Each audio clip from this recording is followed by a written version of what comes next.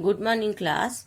जो बच्चे अभी तक में नहीं देख पाए हैं, पढ़ने के लिए जैसे हम क्लास में बुक और कॉपी दोनों सामने रख के बैठते हैं, रिवीजन के लिए भी ऐसे ही कॉपी बुक सामने रखें। आज हम पढ़ रहे हैं आरोह गद्य खंड में। पाठ है रजनी। ये धारावाहिक है। इसकी लेखिका है मन्नू भंडारी और उनके बारे में हमारे हिंदी साहित्य में जो कुछ भी वर्णन उन्होंने किया है, जो कुछ भी लिखा है, उसके अनुसार लोकप्रियता कभी भी रचना का मानक नहीं बन सकती। असली मानक तो होता है रचनाकार का दायित्व बोध, उसके सरोकार, उसकी जीवन दृष्टि। ये एक कहानी यह भी जो उन्होंने लिखी है उसमें से थी। ये लेखिका है। इससे पहले हमने इसकी पहली कहानी पढ़ी इनकी कक्षा 9वीं में। कौन सी कहानी थी याद करें। लेखिका का परिचय। इनका जन्म 1931 में भानपुरा मध्य प्रदेश में हुआ और इनकी प्रमुख रचनाएं हैं एक प्लेट सैलाब, मैं हार गई, तीन निगाहों की एक तस्वीर, यही सच है, त्रिशंकु, आंखों देखा झूठ, ये कहानी संग्रह है, आपका बंटी, महाभोज, स्वामी, एक इंच मुस्कान, ये उपन्यास हैं। पटकथाएं हैं रजनी, निर्मला, स्वामी, दर्पण। अभी तक आपने जो रचनाएं पढ़ी वो लिखित साहित्य था। इसमें पटकथाएं का तात्पर्य है ये कहानी ही है जिसको मंचन माने स्टेज पर किया जा सके, ऐसी रचनाएं हैं। और रजनी प्रसिद्ध धारावाहिक थी एक समय पर। टीवी में जैसे आज अलग अलग सीरियल आते हैं वैसे ही एक सीरियल के रूप में था। अब है इनको कौन कौन सा सम्मान प्राप्त हुआ था। हिंदी अकादमी दिल्ली का शिखर सम्मान, बिहार सरकार, भारतीय भाषा परिषद कोलकाता, राजस्थान संगीत नाटक अकादमी और उत्तर प्रदेश हिंदी संस्थान द्वारा इन्हें पुरस्कृत किया गया था। साहित्यिक विशेषताएं। आपको जैसा कि पिछली कक्षा में निर्देश दिया गया, जितना इसमें दिया गया उनमें से सेलेक्टेड 3 पॉइंट लिखना है। 3 पॉइंट में भी ऐसा नहीं है कि एक लाइन लिखिए और खत्म हुआ। आपको कम से कम 3-3 लाइन का एक पॉइंट साहित्यिक विशेषताएं लिखना है। पहला, मन्नू भंडारी हिंदी कहानी में उस समय सक्रिय हुई जब नई कहानी आंदोलन अपने उठान पर थी।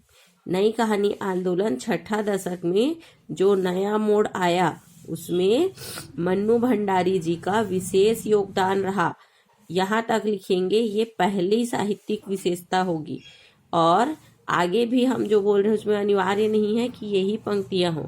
आपको जितनी है उसमें से कोई भी सिलेक्टेड 3-3 विशेषताएं, क्योंकि इसमें यहाँ से वहां तक पूरी साहित्यिक विशेषताएं ही हैं।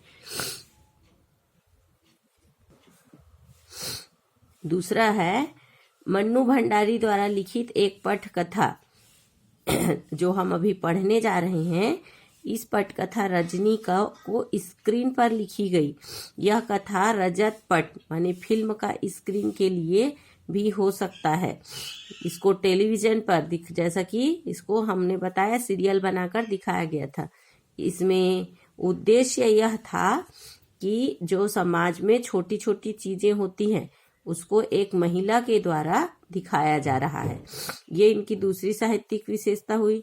तीसरा, कोई लेखक किसी भी दूसरी विधा में लेखन करके उतने लोगों तक अपनी पहुंच बना सकता है, माने पहुंचा जा सकता है जितना भी पटकथा लेखन द्वारा।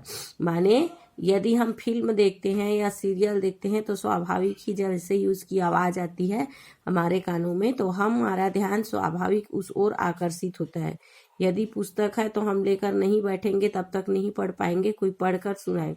तो कहने का तात्पर्य है कि ये भी इनकी एक साहित्यिक विशेषता है कि ये दूसरी विधा है। कौन सी? कि मीडिया के जरिए माने धारावाहिक या फिल्मों के रूप में करोड़ों दर्शकों तक वे पहुंच पाई। अब है पाठ रजनी का केंद्रीय भाव। रजनी पिछली सदी के छठे दशक, नवे दशक माने 9वां दशक, जो उस समय हमारा समाज जिस प्रकार से था उसमें जो सुधार की आवश्यकता थी, तो उसके लिए अलग अलग धारावाहिक था। एक बहुचर्चित धारावाहिक थी हम लोग, जिसमें अशोक कुमार जी थे, और बुनियाद जैसे सोप ओपेरा दूरदर्शन का, माने उस समय जो दूरदर्शन में चलते थे ये सीरियल बासु चटर्जी के निर्देशन में बने हुए थे। इन्हीं के समान इन्होंने भी इस बात का निर्णय लिया कि इस जो धारावाहिक है उसके आधार पर रजनी एक नायिका के रूप में है, जो समाज के अलग अलग पक्षों को अलग अलग सीरियल में, माने जैसे सीरियल की 2 कड़ी में एक चीज को दर्शाया तो उसमें एक, जैसे यहाँ पर ट्यूशन की जो प्रवृत्ति होती है, लोगों की जो अवधारणा होती है शिक्षा पद्धति के बारे में, उसके बारे में बताया गया है। पाठ में आप देखेंगे इसमें अलग अलग पार्ट में बताया गया है। पहला दृश्य, दूसरा दृश्य, तीसरा दृश्य, नया दृश्य करके है, तब दूसरा, फिर तीसरा। और इस पाठ का सारांश है 1 से लेकर जो 6 दृश्य हैं, माने पहला दृश्य, दूसरा दृश्य और तीसरा दृश्य इस प्रकार। तो पहले में परिचय बताया गया है कि 2 महिलाएं थी, घरेलू महिलाएं, जिसमें से एक है रजनी जो इसकी नायिका है, और एक है उसकी पड़ोसन जिसका बेटा एक स्कूल में पढ़ रहा था, उसका रिजल्ट आता है। दूसरे दृश्य में यह बताया गया है कि वे स्कूल में जाते हैं, संपर्क करते हैं। तीसरे दृश्य में यह बताया गया है कि किस प्रकार उनके साथ स्कूल में बातें होती हैं। चौथे दृश्य में यह बताया गया है कि किस प्रकार उन्होंने संघर्ष किया और लोगों ने उनका साथ दिया, न्यूज़पेपर में भी यह छपा। कुल मिलाकर 5वें दृश्य में उन्होंने वहां पर इस बात को रखा और लोग भी उनसे सहमत हुए कि ट्यूशन की प्रवृत्ति माने बच्चों को आकर्षित करने के लिए इस प्रकार का तरीका नहीं होना चाहिए। और 6ठे दृश्य तक में यह समाप्त होता है, जिसमें पाठ का केंद्रीय भाव है समाज में जो इस प्रकार की छोटी छोटी बातें हैं उनको अपने दैनिक जो हमारी दिनचर्या है उसी के अनुसार हम सामने लाएं और उसका हल निकालें। प्रश्नों के उत्तर हैं। रजनी ने अमित के मुद्दे को गंभीरता से लिया क्योंकि इसमें जो सभी बातें बताई गई उसके अनुसार आपको इसमें आसपास में कौन सा उत्तर सबसे अधिक लगता है। वह अन्याय के विरुद्ध आवाज उठाने का सामर्थ्य रखती थी क्योंकि वह अमित से बहुत स्नेह करती थी। ये पहला ऑप्शन है, तो इसमें तो बहुत सी बातें हो सकती थी। अमित उसकी मित्र लीला का बेटा है, तो ऐसा नहीं है, उन्होंने तो बाद में और भी पेरेंट्स से संपर्क किया। और तीसरा जो उत्तर हमें सही लगा है। चौथा इसमें दिया है उसे अखबार की सुर्खियों में आने का शौक था, ऐसा होता तो और कुछ करके भी वह अखबार में आ सकती थी। तो इस प्रकार आप तर्क लगाएं और सही उत्तर पर पहुंचें कि वह अन्याय के विरुद्ध आवाज उठाने की सामर्थ्य रखती थी कि कारण जो भी हो, जिसके लिए भी हो, यह गलत है, यह सिद्ध करने के लिए उसने सामने आना चाहा। जब किसी का बच्चा कमजोर होता है तभी उसके माँ बाप ट्यूशन लगे, कोई टीचर लूट रहा है उस टीचर से न ले ट्यूशन, किसी और के पास मजबूर तो नहीं। प्रसंग का उल्लेख करते हुए बताएं कि संवाद आपको कितना सही लगता है और कितना गलत लगता है। आपको इसमें मेंशन करना है। रजनी कहानी की नायिका है। लेखिका मन्नू भंडारी ने इसमें ट्यूशन की प्रवृत्ति को उभारा है। अध्यापकों और बच्चों की समस्या माने अध्यापक को भी यह है कि किस प्रकार वह बच्चों को सामने लाए। अध्यापक के सामने ये समस्या रहती है कि जो इस प्रकार के बच्चे नहीं कवर कर पा रहे, लेकिन आज की प्रवृत्ति यह हो गई कि अच्छे से अच्छा बच्चा भी और ज्यादा अच्छा करने के लिए ट्यूशन के लिए सामने आते ही हैं। शिक्षा निदेशक का संवाद बिल्कुल लचर और गलत है कि अध्यापक उसे लूट रहा है, उसे जबरदस्ती ट्यूशन के लिए नहीं कहा जा सकता। इस प्रकार आप तर्क लगाकर ही उत्तर लिखें।